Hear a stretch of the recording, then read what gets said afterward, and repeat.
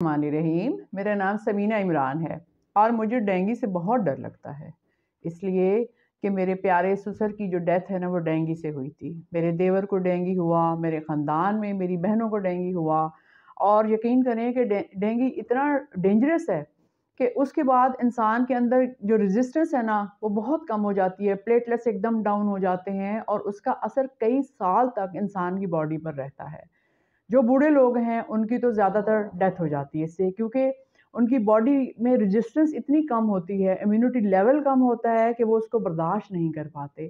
تو میں جب بھی اگست کا مہینہ شروع ہوتا ہے یا جولائی کا اینڈ ہوتا ہے تو میرے اوپر نا ایک خوف طاری ہونا شروع ہو جاتا ہے۔ اس کی وجہ یہ نہیں ہے کہ مجھے موت سے ڈر لگتا ہے، اس کی وجہ یہ ہے کہ میرے جو بچے ہیں ان کی وجہ سے میرے دل میں یہ آتا ہے کہ اے اللہ تعالیٰ میرے بچوں کو ڈینگی سے بچا لے۔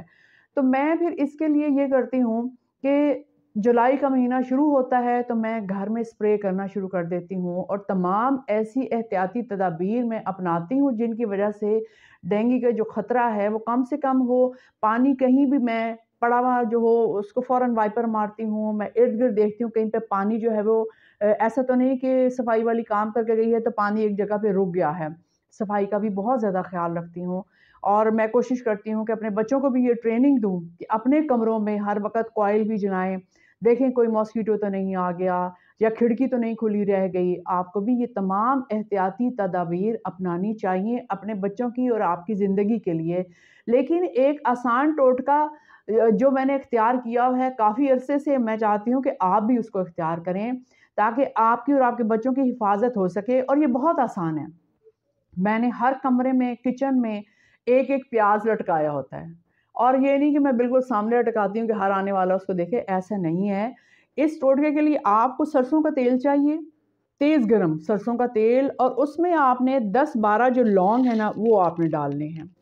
لونگ جو ہے نا، ایک تو مجھے یہ بات بہت پسند آئی کہ ہمارے ڈاکٹرز نے زیادہ تر اس چیز کی اویئرنیس دی کہ امیونٹی لیول اگر آپ نے اپنا ہائی کرنا ہے تو دنیا میں ایک تو خوبانی میں امیونٹی لیول وہ کھانے سے اور چیری کھانے سے امیونٹی لیول ہائی ہوتا ہے، لیکن سب سے زیادہ امیونٹی لیول جو ہائی ہوتا ہے وہ لونگ سے ہوتا ہے۔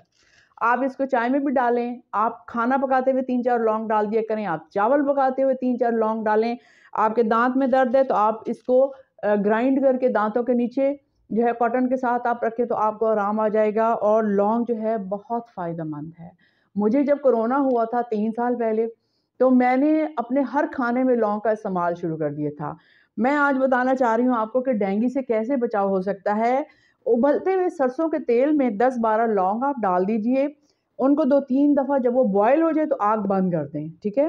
اس کے بعد آپ ایک پیاز لے لیں اور بڑی سوئی جو ہوتی ہے رضائی سینے والی سوئی، اس کی مدد سے آپ نے پیاز کو اس طرح ہینگ کر لینا ہے۔ یہ دیکھیں میں نے پیاز کو ہینگ کر لیا۔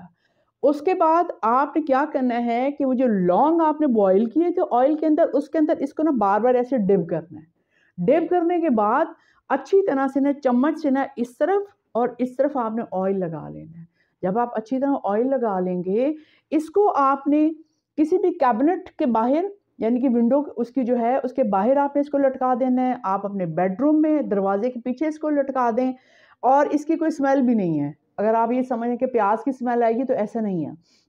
دروازے کے پیچھے آپ لٹکا دیں، واش روم میں ایک لٹکا دیں آپ، اور انٹرنس جو ہے وہاں پر آپ لٹکا دیں۔ آپ یقین کریں کہ اس کی سمیل سے ڈینگی تو دور کی بات، دوسرے ماسکیٹوز بھی اندر نہیں آتے۔ مچھروں سے اگر آپ نے بچاؤ کرنا ہے، خاص طور پہ اگر آپ نے ڈینگی سے بچاؤ کرنا ہے، آپ اس کو اپنائیں، یہ بہت آسان ہے، اور اللہ تعالیٰ آپ کو اور مجھے اپنے حفظ و امان میں رکھے۔ بہت بہت شکریہ۔